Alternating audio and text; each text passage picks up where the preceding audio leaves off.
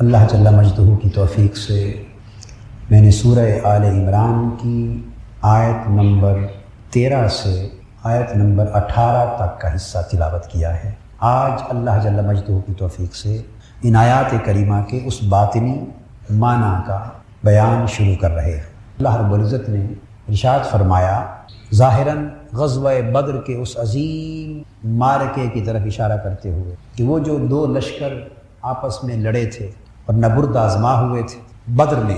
ایک طرف لشکر اسلام تھا جو حضور صلی اللہ علیہ وسلم کی قیادت میں صحابہ کرام کا عظیم لشکر اسلام کی عظمت کا جھنڈا بلند کر رہا تھا۔ دوسری طرف اہل مکہ کا وہ لشکر تھا جو لشکر کفر تھا، اور ان کے ساتھ تائید اور چھوٹے بڑے لشکروں کی شکل میں بھی ہو رہی تھی، اور معاذ اللہ وہ اسلام کا نام صفحہ ہستی سے مٹانے کے در پہ تھے۔ دو ارادوں کی جنگ تھی، دو لشکروں کی جنگ تھی، دو نظاموں کی جنگ تھی، دو طبقات کی جنگ تھی۔ اللہ پاک نے فرمایا، فئۃ تقاتل فی سبیل اللہ، ایک لشکر تو اللہ کے لیے لڑ رہا تھا اور اللہ کی راہ میں لڑ رہا تھا، یہ ایمان و اسلام کا لشکر تھا۔ وأخری کافرہ، دوسرا لشکر منکروں کا تھا، کافروں کا تھا۔ یرونہم مثلیہم رأی العین، یہ جو کافروں کا لشکر تھا ان کی آنکھوں نے انہیں مغالطہ دے رکھا تھا کہ وہ دو گنا نظر آئے۔ یہ دو گنا لشکر کا دکھائی دینا یہ ان کی آنکھوں کا ایک مغالطہ تھا جو اہل باطل کو، اہل کفر کو ان کی آنکھوں نے دے رکھا تھا، یعنی حقیقت ان کی نگاہوں سے محجوب تھی، حقیقت ان کی نگاہوں سے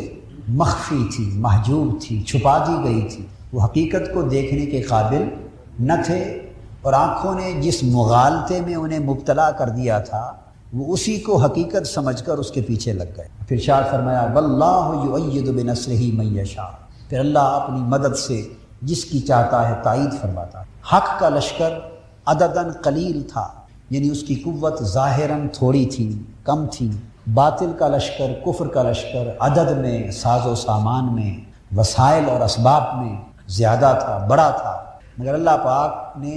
اس قلیل قوت والے لشکر کو کثیر قوت والے لشکر پر غالب کر دیا، کیونکہ اللہ کی تائید حق کے ساتھ تھی۔ ان فی ذلک لعبرۃ لأولی الابصار،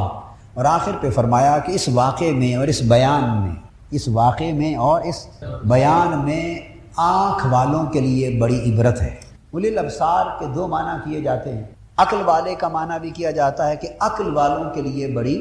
عبرت ہے۔ ابصار بصر کی جمع ہے، اگر اس کے ظاہری معنی کو کا اعتبار کیا جائے اور اسی کو ریل معنی لے لیا جائے تو ایک معنی اس کا یہ بنتا ہے کہ آنکھ والوں کے لیے بڑی عبرت ہے۔ اب یہیں سے دو چینل بن جاتے ہیں معنی اور مفہوم کے، ایک عقل والوں کا اور ایک آنکھ والوں۔ یہ تو اس کا وہ ظاہری معنی تھا جو مترجمین اور مفسرین کے ہاں معروف، مقبول اور متداول ہے، اور قرآن مجید نے بے شک اس کو بیان فرمایا۔ اب غالباً مجھے اس وقت یاد تھوڑا تھوڑا آ رہا ہے کہ میں نے ایک جمعہ پر یا غالباً دو جمعوں پر ظاہر اور باطن معانی اور معارف اور قرآن مجید کے علوم کے اور معارف کے باب میں بھی ظاہری معانی اور باطنی معانی پر گفتگو کی تھی۔ بے شک وہ اس تناظر میں اور اس ریفرنس میں نہیں کی تھی، وہ ایک اور ریلیونس تھا، وہ غالباً سیرت طیبہ کے حوالے سے یا قرآن مجید کا جو اسلوب بیان ہے اس کی حقیقت کو بیان کرتے ہوئے ظاہر اور باطن کے جو حسن ہیں ان پر روشنی ڈالی تھی، آپ کو یاد آ رہا ہے۔ مگر اتنی بات واضح ہے کہ ایک یا دو جمعوں پر میں نے تفصیل کے ساتھ دو جمعوں پر قرآن مجید کے معانی جو بیان ہے قرآن مجید کا اور جو اسلوب ہے اور جو معارف اللہ رب العزت نے قرآن مجید میں بیان فرمائے ہیں، حتیٰ کہ جو آیات کریمہ کے الفاظ ہیں ان کا اطلاق اور انطباق، ان کی اپلیکیشن، اس پر بھی روشنی ڈالی تھی کہ ایک اس کا ظاہری رخ ہے، ایک اس کا باطنی رخ ہے، اور پھر احادیث میں مبارکہ سے اس کی وضاحت کی تھی کہ اللہ پاک نے اور اللہ کے رسول نے صراحتاً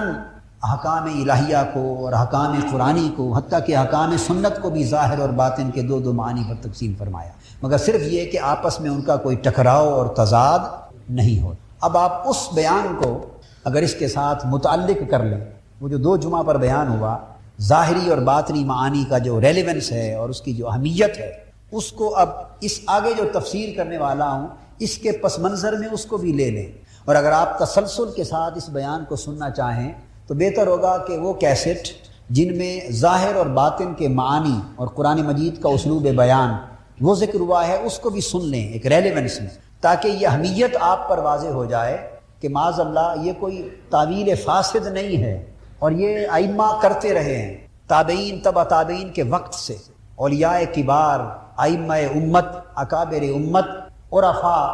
تاریخ میں کرتے رہے۔ یہ ایسی بات نہیں ہے کہ آپ سمجھیں کہ شاید میں محض ایک وجدانی بات آپ کے سامنے کر رہا ہوں اور ایک قرآن مجید کی تفسیر اور تعبیر کا ایک نیا رخ معاذ اللہ میں کریٹ کر رہا ہوں۔ میری کیا مجال کہ میں کوئی نئی چیز تفسیر قرآن کے باب میں کریٹ کروں اپنی رائے سے، نہیں، یہ اکابر کی ہی پیروی ہے، ائمہ کی، ہمارے بڑوں کی ہی اتباع ہے۔ حضور علیہ السلام کی امت کے اکابر ہر دور میں آیات قرآنی کی تفسیر کے باب میں اور معانی قرآن کے بیان میں ظاہر اور باطن کے معنی بیان کرتے ہیں۔ آپ اگر مختلف تفاسیر کو اٹھا کے پڑھیں تو یہ حقیقت آپ پر آشکار ہو جائے گی۔ یہ بات وہی شخص کہہ سکتا ہے جس کی رسائی قرآن مجید کی تفاسیر تک نہیں، جس نے کتابیں اور تفسیریں نہیں پڑھی اور خالی واعظ اور تقریری کو سارا علم جانتا ہے، وہ تو یہ کہہ سکتا ہے، مگر جس نے قرآن مجید کے باب میں تفاسیر کو اور علوم قرآن کی کتابوں کو اور اکابر کی تصانیف کو کثرت سے پڑھا ہوگا، وہ یہ کبھی سوچ بھی نہیں سکتا۔ یہ پس منظر میں نے کہا کہ ایسا ہوتا ہے۔ چنانچہ آج ہم اس آیت کریمہ کے اس باطنی معنی کو لے کر اس کا اطلاق پھر اگلے حصہ قرآن پر جس کی تلاوت کی ہے کر رہے ہیں۔ باطنی معنی اس آیت کریمہ کا یہ ہے کہ جیسے میدان بدر میں، تو میدان بدر ایک میدان تھا جس میں حق اور باطل کے دو لشکر ٹکرائے، اور قرآن مجید نے اس بیان کو عبرت کے طور پر بیان کیا کہ جن کو اللہ نے عقل و دانش دی ہے اور جن کی اللہ پاک نے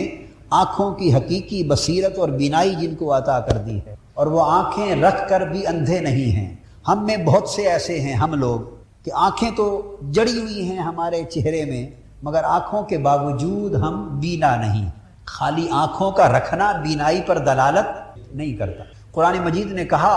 تم میں کتنے ہیں جن کے پاس دل اور عقلیں ہیں مگر سوچ نہیں ہے، جن کے کان ہیں مگر وہ سن نہیں سکتے، جن کی آنکھیں ہیں مگر وہ دیکھ نہیں سکتے۔ قرآن مجید نے کہا، تو اس سے بات معلوم ہو گئی کہ خالی کانوں کا ہونا اس بات پہ، اور اس سے مراد یہ نہیں کہ قرآن مجید نے بہروں کی بات کی۔ اگر واقعتاً بہروں کی بات ہو رہی ہوتی تو آیت کا کوئی ریلیونس ہی نہیں بنتا، بلکہ معاذ اللہ یہ ایک عجیب سی بات بن جاتی ہے۔ جو بہرے ہیں ان کے کان تو ایسے ہیں جیسے ہیں ہی نہیں، تو ان کا ذکر قرآن مجید میں کیوں کرنا تھا؟ کہ تمہارے یہ کفار کو کہا جا رہا ہے، فاسقوں کو کہا جا رہا ہے، اور وہ لوگ جنہیں حق دکھائی اور سجائی نہیں دیتا انہیں مخاطب کیا جا رہا ہے کہ تمہاری عقلیں ہیں مگر تمہیں سمجھ نہیں آتی، اور تمہاری آنکھیں ہیں مگر تمہیں دکھائی نہیں دیتا، اور تمہارے کان ہیں مگر تمہیں سنائی نہیں دیتا۔ کہ ان کی عقلیں اور دل ہیں مگر اللہ نے مہر لگا دی ہے، ویسے تو سب کچھ سمجھتے ہیں مگر حق کی بات سمجھ میں نہیں آتی۔ ان کے کان ہیں، آوازیں ساری سنائی دیتی ہیں مگر حق سنائی، ان کی آنکھیں ہیں، سب کچھ دیکھ رہے ہیں مگر حقیقت دکھائی نہیں دیتی، پردے پڑ گئے۔ یہ وہ بات ہے۔ تو اس سے پتہ یہ چل گیا کہ آنکھیں ہونے کے باوجود بھی ضرورت اس امر کی ہے کہ یہ آنکھیں بینا بھی ہیں یا نہیں۔ بینا بھی، تو بینائی اور چیز ہے، بینائی اور چیز ہے، اور آنکھیں اور یہ تو اعلیٰ ہیں۔ اس لیے اللہ پاک نے فرمایا جن کی آنکھیں ہیں، یعنی وہ لوگ جو بینا ہیں، ان کے لیے یہ بات عبرت کی بات ہے۔ اور عبرت کی بات اس طرح کہ اگر کسی کی آنکھ ہو تو یہ بات سن کر اس کی آنکھیں کھل جانی چاہیے۔ وہ کیا فرمایا کہ لوگوں تمہارا جو من ہے یہ بھی میدان بدر سے کچھ کم نہیں، تمہارا تن و من، تمہارا تن اور من یہ بھی میدان بدر سے کچھ کم۔ جیسے بدر کے میدان کو دو لشکروں نے الگ الگ ڈائریکشنز، الگ الگ سمتوں کو چن لیا تھا نا، ایک اونچی سمت ایک نیچی، ایک سمت پہ ایک لشکر نے پڑاؤ کر لیا تھا، قابو کر لیا، ایک لشکر نے ایک سمت پر پڑاؤ ڈال لیا تھا۔ اس طرح یہ جو تمہاری شخصیت ہے یہ ایک میدان کی مانند ہے، اور اس میدان کا بھی ایک اعلیٰ حصہ ہے اور ایک اسفل ہے، ایک تن ہے اور ایک من ہے۔ تو تن پر بھی کچھ لشکر قابض ہیں اور من پر بھی کوئی لشکر قابض ہے۔ وہ لشکر جس کا پڑاؤ اور جس کا قبضہ اور تسلط تمہارے تن پر ہے وہ جنود نفس ہیں، وہ نفسانی لشکر ہیں۔ وہ کیا ہیں؟ نفسانی لشکر ہیں، اور نفسانی لشکر کی مثال مکہ کے لشکر کفار کسی ہے، اور کوئی لشکر وہ ہے جس کا قبضہ و تسلط تمہارے روح کے میدان پر ہے، وہ روحانی لشکر ہے، وہ جنود روح ہے، اہل اللہ کے لشکر ہے، اور ان کی مثال مدینہ کے لشکر صحابہ کسی ہے۔ تو فرمایا یہ تمہارا ایک میدان بپا ہے، ایک میدان تن و من کا میدان بپا ہے، ایک طرف روحانی لشکر ہے، ایک طرف نفسانی لشکر ہے۔ روحانی لشکر اللہ والا لشکر ہے، نفسانی لشکر شیطان کا لشکر ہے، اور دونوں اپنی اپنی قوتوں کے ساتھ تن و من کے اس میدان میں معرکہ آزما ہے، آپس میں ٹکرا رہے ہیں۔ تو اس میدان میں نفس و روح کے، اللہ کے اور شیطان کے لشکر ٹکرا رہے ہیں، اور ایک جنگ جاری ہے۔ ایک اب جنگ کے بھی درجے ہوتے ہیں، ایک تو بہت بڑی جنگ جاری ہے جس کی ہم میں سے بہت سوں کو سمجھ ہی نہیں ہے کہ وہ جنگ جاری بھی ہے یا نہیں، اور ہم اس جنگ کے ہاتھوں تباہ ہو رہے ہیں اور مارے جا رہے ہیں۔ اور اس جنگ کو سمجھنے کے لیے کچھ چھوٹے موٹے مارکے بھی ہوتے ہیں جو بڑی آسانی سے ایک دو مثالیں دوں تو آپ کو ہر ایک کو سمجھ آ جائے۔ وہ یہ اتنا تو آپ دیکھتے ہیں، ہر شخص کبھی کبھی محسوس کرتا ہے کہ بعض معاملات آتے ہیں کہ جن میں نیکی اور بدی کی جنگ اپنے اندر وہ محسوس کرتا ہے۔ ایسا محسوس ہوتا ہے کہ نہیں کرتا؟ انسان کا کبھی ایک دل کرتا ہے کہ یہ اللہ کا حکم ہے، یہ حلال ہے، میں اس کی ادائیگی کروں، اس فرض کو نبھاؤں۔ نفس اور خواہش کرتی ہے کہ ساری زندگی حلال حلال ہی کرتے رہو گے، لوگ حرام کی راہ کے پہ چل کے کہاں سے کہاں تک پہنچ گئے، کوئی مزے تم بھی لوٹ لو۔ وہ خواہش اسے مزے کی راہ دکھاتی ہے، وہ کہتی ہے چلو کوئی بات نہیں، ایسا کر لو، بعد میں توبہ کر لو۔ یوسف علیہ السلام کے بھائیوں نے بھی جب حسد کے مارے انہیں ختم کرنے کا سوچا تو وہ بھی ایک جنگ میں مبتلا تھے۔ یہ سمجھ ان کو بھی تھی کہ نیکی بھی کوئی چیز ہے، اور یہ بھی پتا تھا کہ ہم بدی کر رہے ہیں۔ تو انہوں نے جب آپس میں مشورہ کیا تو کہا اچھا بھائی ایسی بات ہے، ایک بار ان کو لے کے ان کو ختم کر دو، گڑھے میں پھینک دو، ان کے وجود سے نجات پالو، اور اپنے راستے سے وہ ایک کانٹا، وہ انہیں کانٹا سمجھ رہے تھے، اپنے راستے سے انہیں ہٹا لو، یہ ظلم ہے، بدی ہے کر کے بعد میں توبہ کر کے پھر نیک بن جانا، یعنی جماعت صالحین بن جانا، بعد میں جماعت صالحین کی جماعت بن جانا۔ ایسے صالحین ہمارے ہاں بھی پائے جاتے ہیں، کیونکہ پہلے قتل کر لو مخالف کو، راستے سے ہٹا لو، ظلم کر لو، صفایا کر لو، پھر اس کے بعد جب مسجد میں جائیں گے توبہ قرآن کی تلاوت کر کے واعظ تبلیغ کر کے صالحین بن جانا۔ اے چمن والو چمن میں یوں گزارا چاہیے، باغباں بھی خوش رہے، راضی رہے صیاد بھی، ظلم و جرم اور گناہ بھی چلتا رہے، توبہ اور صالحیت بھی چلتی رہے، ہم اس طرح چل رہے۔ تو نیکی اور بدی کی جنگ ہے، تو کبھی جی کرتا ہے انسان کا کہ میں نیکی کروں، کبھی بدی کی خواہش آڑے آتی، کبھی فرض کی طرف دھیان جاتا ہے، کبھی آرزو آڑے آتی ہے، کبھی حلال کی طلب ہوتی ہے کہ اللہ راضی ہوگا، آخرت بہتر ہو جائے گی، کبھی حرام کی رنگینیاں اور گرد و پیش کا ماحول انسان کو کھینچ کر، اور کبھی مجبوریاں معاشرے کی اور حالات کی کھینچ کر حرام کی طرف لے جاتی ہیں۔ مگر جب آدمی بعض اوقات حرام کی طرف بڑھ رہا ہوتا ہے تب بھی نیکی اور بدی کی کشمکش میں ایک الجھن میں مبتلا ہوتا ہے، اور کئی لوگ اس وقت تک اس کشمکش اور الجھن اور پریشانی میں رہتے ہیں جب تک خوب بدی کے اندر غرق نہیں ہو جاتے، پاؤں سے سر تک جب تک ڈوب نہیں جاتے تب تک احساس رہتا ہے، کشمکش رہتی ہے، مگر جب خوب سیر ہو جاتے ہیں اور غرق ہو جاتے ہیں رفتہ رفتہ احساس نیکی کا کم ہوتا چلا جاتا ہے، نیکی اور بدی کا جو امتیازی شعور ہے کم ہوتا چلا جاتا ہے، اور وہ سٹیج آ جاتی ہے کہ پھر وہ احساس بھی مٹ جاتا ہے کہ میں بدی کر رہا ہوں، پھر بدی دکھائی نہیں دیتی اور نیکی کا خیال ہی نہیں آتا۔ کبھی کبھار پھر 27ویں شب آئے تو دعا ہوئی، روئے، صلاۃ و تسبیح پڑھی تو بھولی ہوئی نیکی یاد آ گئی، میلاد کی رات آئے، حضور علیہ السلام کے عشق و محبت کے ترانے سنے، دو آنسو بہے تو کوئی بھولی بسری نیکی چند لمحوں کے لیے یا رات کے چند گھنٹوں کے لیے پھر سے یاد آ گئی، پھر نیکی کا تعلق اس قدر رہ جاتا۔ حج پر گئے، عمرے پر گئے، کعبۃ اللہ دیکھا، گنبد خضرا دیکھا تو 4-6 دن کے لیے بھولی بسری نیکی بھی پھر یاد آ گئی، پلٹ کر پھر ان نیرنگیوں میں آئے تو نیکی گئی جہاں سے آئی تھی، اور بدی ہی نہیں رہتی، وہ زندگی بن جاتی۔ یہ جنگ ہے، معاشرہ اس جنگ کے ہاتھوں تباہ ہو رہا ہے، اور ارشاد ہو رہا ہے کہ تمہارے اندر بھی جنود نفس اور جنود روح، نفس کے شیطانی لشکر اور روح کے ربانی لشکر اپنے اپنے ساز و سامان کے ساتھ ہر وقت جنگ پر ہے۔ ارشاد فرمایا جو روح کا لشکر ہے وہ بھی لڑ رہا ہے، نفس کا لشکر بھی لڑ رہا ہے، مگر روح کا لشکر اللہ کے لیے لڑ رہا ہے، نفس کا لشکر شیطان کے لیے لڑ رہا ہے، اور جو نفسانی لشکر ہیں یرونہم مثلیہم رأی العین، ان کی آنکھ نے ان کو دھوکے اور مغالطے میں مبتلا کر رکھا۔ آنکھ ان کو یہ دنیا بڑی حسین و جمیل کر کے دکھا رہی ہے، اور نفس سوچتا ہے بھئی ٹھیک ہے آخرت کا حسن بھی سنا ہے، وہ تو جب آخرت آئے گی تو دیکھا جائے گا، اب تو یہی چیز حسین ہے، اسی کو پالو۔ یہ مال و دولت، یہ شہرت، یہ منصب، یہ جاہ و اقتدار، یہ قوت، یہ ساری چیزیں، یہ حرص، یہ ہوس، یہ شہوت، یہ ساری جھوٹے حسن و جمال کی بھری ہوئی دنیا، جھوٹی کششوں کی بھری ہوئی دنیا، رأی العین، آنکھ جو اس منظر کو دیکھتی ہے وہ اس نفس کو مغالطے میں ڈالتی ہے، دھوکے میں ڈالتی ہے۔ وہ کہتی ہے وہ باقی قصے کہانیاں ہیں، وہ جو آخرت کے حسن ہیں، جو اللہ کی باتیں ہیں، جو رسول کی باتیں ہیں، جو جنت کی باتیں ہیں، وہ قصے کہانیاں ہیں، بھئی اصل مزہ تو اسی میں ہے، یہ لوٹ لو۔ بابر عیش کوش کہ عالم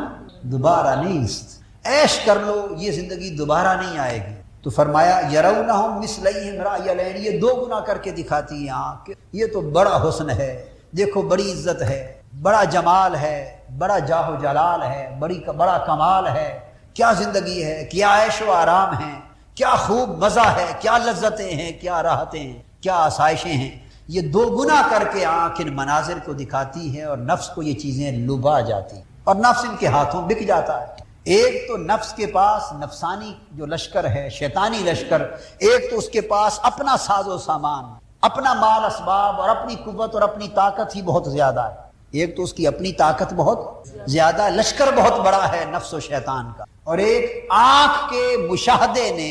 اس کو جو دھوکہ اور مغالطہ دیا، اس سے اس کا حوصلہ اور بڑھ گیا۔ آنکھ نے جو دھوکہ دے دیا، اس سے اس کا حوصلہ اور بڑھ گیا۔ اس مغالطے اور دھوکے میں مبتلا ہو کر وہ اس کو حقیقت سمجھ کر دوڑا اپنی تباہی کی منزل کی طرف جا رہا ہے۔ اور وہ جو روح کا لشکر ہے، ہائے ہائے، روح تو پہلے ہی اس جہاں میں اجنبی تھی، نفس کے تو سارے ساتھی ہیں، آگے نفس کے ساتھوں کا حال آ رہا ہے، بیوی بھی نفس کی ساتھی، آگے ذکر آ رہا ہے، اولاد بھی نفس کے ساتھی، جاہ و منصب بھی نفس کا ساتھی، مال و دولت بھی نفس کا ساتھی، گھر بار بھی نفس کا ساتھی، کاروبار و تجارت بھی، نفس کے تو لاکھوں ساتھی۔ یہ ساری دنیا جدھر نگاہ اٹھاتا ہے یہ تو سارے نفس ہی کے ساتھ ہیں، اور نفس ہی کو لبھاتے اور نفس ہی کو اچھے لگتے، تو نفس کے تو بڑے ساتھ تھے، چونکہ دنیا ہی نفس کی دنیا تھی، تو نفس تو جدھر گیا اسے ساتھی ہی ساتھی ملے، اس کا لشکر تو بڑا ہو گیا، اس کا لشکر تو بڑا ہو گیا۔ اور پھر آنکھ کے نظارے نے اس کو جو دھوکہ دیا، اس سے اس کا حوصلہ اور بڑھ گیا۔ اب ادھر رہ گئی روح کا لشکر، تو روح تو پہلے ہی اجنبی تھی، روح تو پہلے ہی پردیس میں تھی، نفس کا تو یہ دیس تھا اور روح کا پردیس تھا۔ اب روح کو تو کوئی محرم راز ہی نہیں ملتا تھا پہلے ہی، اس کا تو رونا دھونا بھی سننے والا یہاں کوئی نہیں تھا۔ مشنو از نے چوں حکایت بھی کند، وز جدائی ہا شکایت بھی کند۔ وہ جو روح کی بانسری تھی وہ روتی تھی، اتنی تو سمجھ میں آتی تھی بات سننے والوں کو کہ بانسری کی لے میں درد بہت ہے، ہائے ہائے ہائے، اتنی سمجھ تو آتی تھی کہ اس میں درد بہت ہے، مگر یہ سمجھ کسی کو نہیں آتی تھی کہ یہ درد آیا کہاں سے، یہ درد آیا کہاں سے ہے، اور یہ درد ہے کیا اور کیوں ہے، یہ کون سمجھتا، کیونکہ اس کا تو کوئی رازدانہ تھا، وہ تو پردیس میں تھی، اور پردیس میں ہے، اور جس پنجرے میں وہ روح کا پرندہ بند ہے وہ پنجرا بھی پردیس ہے، وہ پنجرا بھی پردیس ہے، اس کو تو جو پنجرا، جو مسکن، جو قید خانہ، جو حجرہ ملا رہنے کا وہ بھی پردیس، اور جو باہر کا ماحول وہ بھی پردیس، اور اس کی بانسری رو رہی ہے، چیخ رہی ہے، تڑپ رہی ہے، اور آواز آتی ہے اس کی سنو، یہ روتی کیوں ہے، چیختی کیوں ہے، اس کا درد سنو، اس کا شکوہ سنو، یہ کیا بیان کرتی ہے؟ اس کا جواب مولا روم دیتے ہیں، یہ اپنی جدائی کا درد روتی، اپنی جدائی کا غم بیان کرتی ہے۔ اب پردیسی پوچھتے ہیں کس سے جدائی، انہیں کیا خبر کہ یہ کس سے جدا ہوئی، ان پردیسیوں کو کیا خبر کہ یہ روح کہاں سے جدا ہوئی اور کس سے جدا ہوئی۔ وہ کہتی ہے کزنیستاں تا مرا ببریدان، مردزن کزنیستاں تا مرا ببریدان، از نفیرم مردزن نالیدان۔ اس سے تو پردیسی پوچھتے ہیں روح تو کس سے جدا ہوئی ہے، پردیسیوں کو تو یہ بھی پتا نہیں ہے۔ وہ کہتی ہے جب سے میں اپنے تنے سے جدا ہوئی ہوں، جب سے میں اپنے تنے یعنی اصل سے جدا ہوئی ہوں، میں تو تب سے رو رہی ہوں، اور میرے رونے دھونے کو سن کر مرد و زن یعنی جو سنتا ہے روتا تو ہے، مگر میرا رونا سمجھ میں کسی کو نہیں آتا۔ میری درد بھری آواز سن کر اس پردیس کے لوگ روتے تو ہیں، مرد و زن نالی دان، نالا کنا تو ہوتے ہیں، روتے تو ہیں، مگر یہ سمجھ کسی کو نہیں آتی کہ وہ نالا کیا ہے۔ پھر وہ کہتی ہے سینہ خواہم شرح شرح اسفرا تا بگویم شرح درد اشتیاق۔ وہ کہتی ہے، پردیسی کہتی ہیں روح بتا تو کیا مانگتی ہے، کیا چاہتی ہے؟ وہ کہتی ہے اور تو پردیس میں کچھ نہیں چاہتی، کوئی ایسا سینہ چاہتی ہوں جو ہجر اور فراق کے ساتھ میری طرح چر گیا ہو،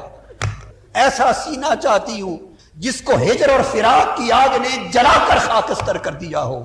ایسا سینہ چاہتی ہوں جس کو ہجر اور فراق کے تیروں نے زخم زخم کر دیا ہو، جس کو تیروں تار کر دیا ہو، تیر تار کر دیا ہو، ایسا سینہ چاہتی ہوں۔ سینہ خواہم شرح شرح اسفراق، جو ہجر اور فراق کی وجہ سے پھٹ گیا ہو، ٹکڑے ٹکڑے ہو گیا ہو، تا بگویم شرح درد اشتیاق، تاکہ اسے میں اپنی محبت کا درد سنا سکوں، اپنی محبت کا درد سنا سکوں۔ اس کی سمجھ میں کچھ آئے گا کہ میرا درد کیا ہے، اس کی سمجھ میں کچھ آئے گا کہ میرا درد کیا ہے۔ وہ پنجابی میں کسی نے کہا نا، کوئی محرم راز نہیں ملدا کنو حال سناواں دل دا، کوئی محرم راز ملدا۔ تو روح کا لشکر تو کمزور ہوتا ہے، اس کے سپاہی تھوڑے ہوتے، اس کا ساتھ تھوڑا چھوٹا ہوتا ہے، چونکہ وہ پردیس میں۔ اللہ پاک نے فرمایا واللہ یؤید بنصرہ من یشاء، اے روح کا لشکر تو مایوس نہ ہو، مجھے پتہ ہے کہ تو پردیس میں ہے اور تیرا لشکر چھوٹا ہے، نفس کے لشکر بڑے ہیں، لہٰذا حق کا لشکر جو ہے چھوٹا ہوتا ہے، لیکن تھوڑے صحیح، مگر دنیا کا اس پردیس کا ساتھ نہ صحیح، میرا ساتھ تو۔ اب اس مقام پر اس تڑپتی ہوئی روح کو، مایوسی کے اس گرداب میں پھنسی ہوئی تڑپتی ہوئی روح کو اللہ پاک ایک نغمہ لاہوتی سے حوصلہ دیتے ہیں، پیار بھری آواز آتی ہے واللہ یؤید بنصرہ من یشاء، اللہ جسے چاہتا ہے مدد کر کے تقویت دے دیتا ہے۔ تو مایوس نہ ہو، پردیس صحیح پر میرا پردیس تو نہیں ہے، میں تو ہر جگہ ہوں، میں تیرا ساتھ دوں گا، اور اگر تو جنگ جاری رکھے تو تجھے غالب کر دوں گا نفس کے لشکر پر۔ اگر تم لوگ روح اور نفس کی جنگ میں حوصلہ ہار نہ لو اور روح کو طاقت دینے کے لیے جنگ جاری رکھو تو اللہ ساتھ دے گا اور نفس کے لشکروں پر روح کے لشکر کو غالب کر دے گا۔ ذالک ان فی ذالک لعبرۃ لأولی الابصار، فرمایا یہ لوگوں جو تم نے بیان سنا ہے اس میں آنکھ والوں کی آنکھ کھل جانے کا سامان ہے۔ لعبرہ، یہ وہ عبرت ہے کہ آنکھ والوں میری اس بات پر تمہاری آنکھیں کھل جانی چاہیے، اور کب تک خواب غفلت میں سوئے رہو، کب تک خواب غفلت میں سوئے رہو، آنکھیں کھول لو۔ اب یہ بیان، یہ تمہید تھی۔ اس کے بعد آگے اللہ پاک نے بیان فرمایا کہ کس طرح نفس کے لشکر کی طرف سے انسان کے اس عالم کو حجابات میں رکھا گیا ہے، اس کی فطرت کو، فطرت انسانی کو کون سے حجابات دے دیے گئے ہیں، اور ان کے مقابلے میں یہ جو عالم علوی ہے، بلند عالم، عالم بالا، اس کے اونچے حجابات کون سے ہیں۔ اب یہ جو بڑا اونچا مضمون ہے یہ اس تمہید کے بعد شروع ہو رہا ہے۔